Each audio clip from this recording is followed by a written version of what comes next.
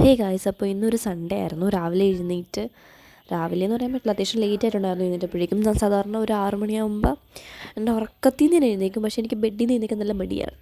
അപ്പോൾ ഏതായാലും എഴുന്നേറ്റ് വന്നതിന് ശേഷം ഞാൻ വിചാരിച്ചു നേരെ ഇരുന്ന് പഠിക്കാം. ഫോൺ കാണുവാണെങ്കിൽ ഞാൻ ഫോണിൽ തന്നെ എന്നെ തോണ്ടി കുറേ നേരം വേസ്റ്റ് ചെയ്യും, ഒരാവശ്യമില്ലാണ്ട് കുറേ നേരം വേസ്റ്റ് ചെയ്യും. ഞാൻ വിചാരിച്ചു നേരെ പഠിക്കാതിരിക്കുകയാണെങ്കിൽ ഒരു കുഴപ്പമുണ്ടാവില്ലല്ലോ. അപ്പം ഞാൻ നേരെ വന്നിരുന്ന് പഠിക്കാൻ ഇരുന്നിട്ടുണ്ടായിരുന്നു. ഇന്നലെ റിവൈസ് ചെയ്തത് ബിസിനസ്സായിരുന്നു. അപ്പോൾ അത് തന്നെ രാവിലെ വന്നിട്ടൊന്ന് കണ്ടിന്യൂ ചെയ്ത് പഠിച്ചുകൊണ്ടിരിക്കാമെന്ന് വിചാരിച്ചു. പിന്നെ അത് കുറച്ച് നേരം നോക്കിയതിന് ശേഷം ഞാൻ അവിടെ നിന്ന് എടുത്ത് കഴിഞ്ഞിട്ട് മാറി കട്ടൻ ചായ വയ്ക്കാമെന്ന് വിചാരിച്ചു. എനിക്ക് തൊണ്ടവേദന തുടങ്ങിയിട്ടുള്ള സമയമായിരുന്നു. എനിക്ക് തൊണ്ടവേദന തുടങ്ങി എനിക്കൊരു തോന്നലുണ്ടായിരുന്നു, എന്തായാലും പനിയാവും എന്നുള്ളൊരു ഇതുണ്ടായിരുന്നു. പിന്നെ സൺഡേ എനിക്ക് കുറേ പ്ലാൻ ഉണ്ടായിരുന്നു. സൺഡേ എനിക്ക് എങ്ങനെയെങ്കിലും ബിസിനസ് തീർക്കണം, അങ്ങനെ ഇങ്ങനെയൊക്കെ. പക്ഷെ ഒന്നും നടന്നിട്ടുണ്ടായിരുന്നില്ല. കാരണം പനി പിടിച്ച് ഞാൻ ഒരു മൂലയ്ക്കായി. ഈ കട്ടൻ ചായ കുടിച്ചിട്ടാണ് ഞാൻ പല്ലേക്കുന്നത്. അതെല്ലാം കഴിഞ്ഞതിന് ശേഷം ഞാൻ ഒരു കിടപ്പായി.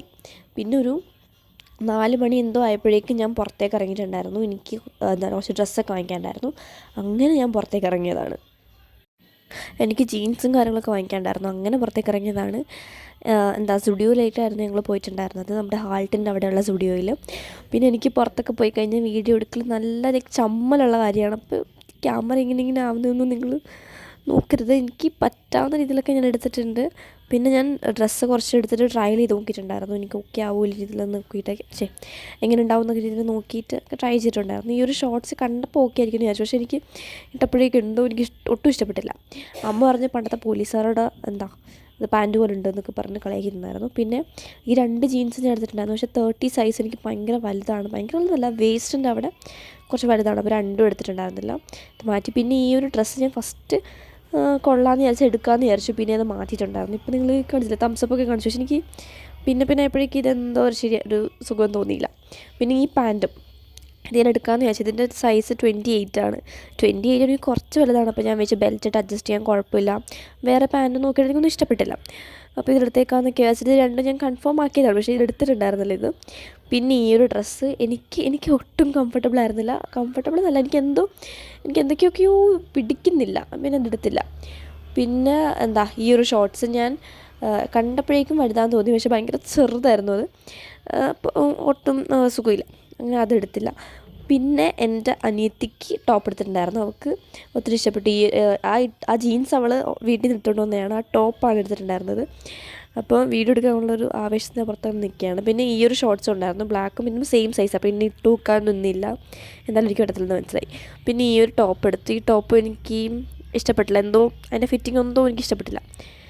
പിന്നെ അത് മാറ്റി. പിന്നെ ഇവക്ക് ഈ ഒരു ടോപ്പും കൂടി എടുത്തിട്ടുണ്ടായിരുന്നു. അവൾക്ക് ക്യാമറയിൽ പോസ് ചെയ്തൊക്കെ ഭയങ്കര ഇഷ്ടമാണ്. അതുകൊണ്ട് ഇത്രയും സന്തോഷിച്ചൊക്കെ ഇരിക്കുന്നത്. പിന്നെ അവിടെ കിടന്ന് തുള്ളി കളിക്കലൊക്കെ ആയി. പിന്നെ ആ ഒരു ഷോർട്സ് നോക്കിയിട്ടുണ്ടായിരുന്നു, ഏതെടുക്കണമെന്നൊക്കെ വിചാരിച്ച് നോക്കുന്നുണ്ടായിരുന്നു. പിന്നെ ഞാൻ ഈ ഒരു ഡ്രസ്സ് എടുത്തിട്ടുണ്ട്. ഈ ഡ്രസ്സ് ഇട്ട് വെക്കുന്ന ക്ലിപ്പ് എടുക്കാൻ പറഞ്ഞു. ഞാൻ ഈ ഡ്രസ്സ് ഇട്ടതും കുറേ ഫോട്ടോ എടുത്തിട്ടുണ്ടായിരുന്നു.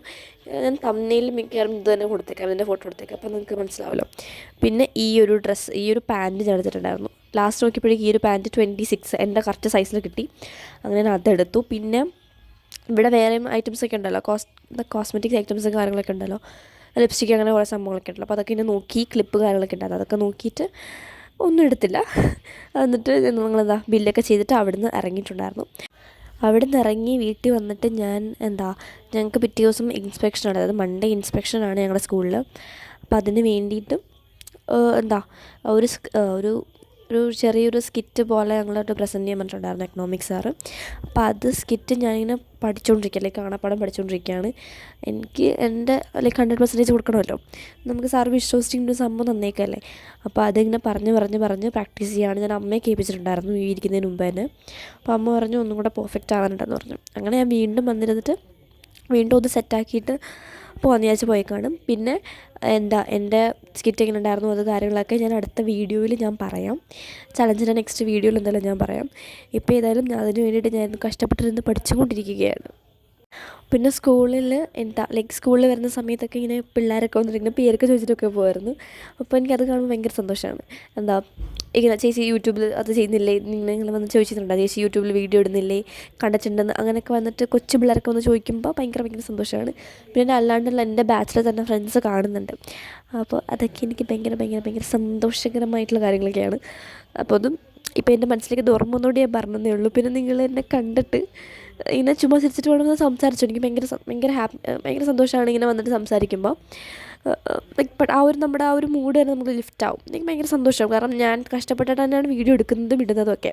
അപ്പോൾ നമ്മളൊരാളിങ്ങനെ എന്താ അത് കൊള്ളാം അല്ലെങ്കിൽ അത് ചെയ്യുന്നുണ്ട് കാണുന്നുണ്ടെന്നൊക്കെ നമ്മളോട് പറയുകയാണെങ്കിൽ ഒരു മോട്ടിവേഷൻ കൂടെ ആവുമല്ലോ വീഡിയോ ഇടാനുള്ളൊരിത്. കാരണം ഇത്രയും ആൾക്കാർ കാണുന്നില്ലേ എന്നുള്ള ആ ഒരു ഇത്. പിന്നെ കമൻറ്റ് ഇടുന്നത് ഒക്കെ ഞാൻ റിപ്ലൈ ചെയ്യാറുണ്ട്. പക്ഷേ ഇപ്പോൾ കുറച്ച് കുറവാണ്. കാരണം വീട്ടിൽ വന്നു കഴിഞ്ഞാൽ നല്ല പോലെ പണിയെടുക്കാറുണ്ട്. പക്ഷേ ഞാൻ എടുക്കുന്നില്ല. ഞാൻ കുറച്ച് പ്രോക്രാസ്റ്റിനേറ്റ് ചെയ്തിരിക്കുന്നുണ്ട്. വീട്ടിൽ വന്നു കഴിഞ്ഞാൽ ഉടനെ കിടക്കും, കുറച്ച് നേരം കിടന്നുറങ്ങും, അവിടെ ഇവിടെയൊക്കെ ഇങ്ങനെ ഇരിക്കും. പിന്നെ പതുക്കെ എഴുന്നേറ്റ് പഠിക്കും. ഒരു 6 മണി കഴിയാണ്ട് ഞാൻ പഠിക്കാനിരുന്നിട്ടില്ല ഇതുവരേക്കും. അത്രത്തോളം മടിയാണ് എനിക്കുള്ളത്. ഇങ്ങനെ ഫോണിൽ കുത്തി കളിച്ചുകൊണ്ടിരിക്കും. ലൈക്ക് ഭയങ്കരമായിട്ട് ഇങ്ങനെ നിങ്ങൾ ഈ കാണുന്ന പോലെ ഒന്നും ഒരാളല്ല ഞാൻ നല്ലപോലെ പ്രൊക്രാസ്റ്റിനേറ്റ് ചെയ്യുന്ന ഒരാളാണ്. എപ്പോഴും കണ്ടിന്യൂസ് ആയിട്ട് പഠിക്കുന്ന ഒരാളല്ല. അങ്ങനെയൊന്നും അല്ല. ഈ വീഡിയോയിൽ കാണുന്നതിൻ്റെ അപ്പുറത്തും ഉണ്ട് ഒരാൾ. ഞാൻ എൻ്റെ ക്ലോസ് ഫ്രണ്ട്സിൻ്റെ അടുത്തൊക്കെ ഭയങ്കര ആക്റ്റീവായിട്ട് ഭയങ്കരമായിട്ട് സംസാരിച്ച് നടക്കുന്ന ഒരാളാണ്. പക്ഷേ അറിയാത്ത ഒരാൾ വന്നാൽ അപ്പം മ്യൂട്ടാവും ഞാൻ. എനിക്ക് പെട്ടെന്ന് ഒരാളുടെ അടുത്തേക്ക് ഒട്ടും കമ്പനി ആവില്ല. ഗേൾസിൻ്റെ അടുത്താണെങ്കിൽ ഓക്കെ, ഗേൾസിൻ്റെ അടുത്ത് ഞാൻ ഭയങ്കര കംഫർട്ടബിളാണ്. പക്ഷേ ബോയ്സിൻ്റെ അടുത്ത് അല്ലെങ്കിൽ എൻ്റെ ഏജ് അല്ലെങ്കിൽ എൻ്റെ ഏജിനെക്കാളും താഴെയുള്ളവരുടെ ഞാൻ ഭയങ്കരമായിട്ട് കമ്പനി. പക്ഷേ എന്നെക്കാളും മൂത്ത ആൾക്കാരുടെ അടുത്ത് ഞാൻ സംസാരിച്ചിട്ടില്ല. ലൈക്ക് എനിക്ക് പറ്റത്തില്ല. അങ്ങനത്തെ ഒരു പ്രത്യേകതരം സ്വഭാവമാണ് എൻ്റെത്. ഇതെന്തുകൊണ്ടാണ് ഇങ്ങനെയെന്ന് എനിക്കറിയാൻ പാടില്ല. എൻ്റെ ക്ലാസ്മേറ്റ്സുമായിട്ട് ഭയങ്കര കമ്പനിയാണ്. കാരണം എന്നെക്കാട്ടും ഇളയതാണ് എൻ്റെ ക്ലാസ്മേറ്റ്സൊക്കെ. എൻ്റെ ക്ലാസ്സിൽ ഏറ്റവും മൂത്തത് ഞാനാണ്. ഒരു വയസ്സിൽ തന്നെ ഞാൻ മൂത്തത്. ഞാൻ 2008. അതായത് ഞാൻ +2 ഇരിക്കേണ്ടതാണ്. പക്ഷേ +1 ഇരിക്കുന്നത്. ഞാൻ തോറ്റിട്ടൊന്നുമില്ല. ക്ലാസ്സിനോട് എപ്പോഴും ചോദിക്കുന്ന ആൾക്കാരാണ് നീ തോറ്റിട്ടുണ്ടോയെന്ന്. പക്ഷേ തോറ്റിട്ടൊന്നുമില്ല. എന്നെ ലൈറ്റായിട്ട് ചേർത്തയാണ്. അതുകൊണ്ടാണ് 2008 ഞാൻ ഇങ്ങനെ ഇരിക്കുന്നത്. സത്യത്തിൽ ഞാൻ +2 ഇരിക്കേണ്ടതാണ്. എനിക്ക് ഓക്കെയാണ്. കാരണം എനിക്ക് +2 ബാച്ച് ഇഷ്ടമല്ല. എനിക്ക് എൻ്റെ ബാച്ചാണ് ഇഷ്ടം.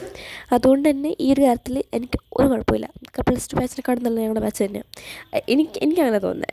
അതുകൊണ്ട് തന്നെ ലൈക്ക് 2007 +2 പോയിരിക്കണം എന്നുള്ള ആ ഒരു തോട്ട് എനിക്ക് വന്നിട്ടില്ല.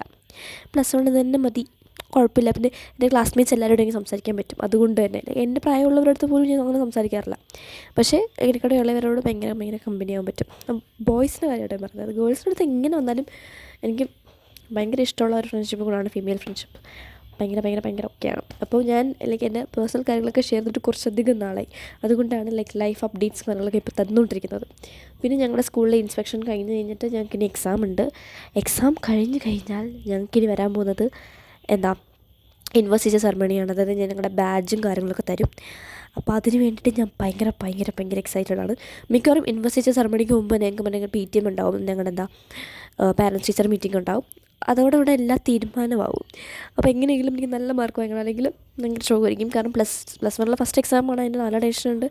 പിന്നെ നമുക്ക് പുതിയ കാര്യങ്ങളാണ് പഠിക്കാനുള്ളത്. അപ്പോൾ എക്സാം എങ്ങനെയായിരിക്കും, എക്സാമിൻ്റെ ക്വസ്റ്റ്യൻസ് എങ്ങനെയായിരിക്കും എന്ന് നമുക്കൊരു ഐഡിയ ഇല്ലല്ലോ. ഇപ്പോൾ എൻ്റെ കയ്യിൽ അത്യാവശ്യം ക്വസ്റ്റ്യൻസ് ഉണ്ട്. പക്ഷേ അതൊന്നും ഞാൻ പ്രാക്ടീസ് ചെയ്തിട്ടില്ല. എൻ്റെ സിലബസ് കംപ്ലീറ്റ് അല്ല. അങ്ങനെ കുറേ കാര്യങ്ങളുണ്ട്. എന്നാലും ഞാൻ പഠിക്കത്തില്ല. എന്താണ് ഞാനിങ്ങനെ നിങ്ങളുടെ ഇടയിൽ ഇങ്ങനത്തെ സ്വഭാവമുള്ള ആരെങ്കിലുമൊക്കെ ഉണ്ടോ? ഞാൻ എപ്പോഴും ഇപ്പം ഈ വീഡിയോയിലൊക്കെ നിങ്ങൾക്ക് കാണാം, സ്റ്റക്കായിട്ട് ഞാൻ ഇരിക്കുന്നത്. ഇങ്ങനെയാണ് ഞാൻ ഇരിക്കും. ലൈക്ക് സോൺ ഔട്ടായി പോവും. ഞാൻ വേറെ തന്നെ ലോകത്തായി പോവും. അതാണ് എൻ്റെ ഏറ്റവും വലിയ പ്രശ്നം.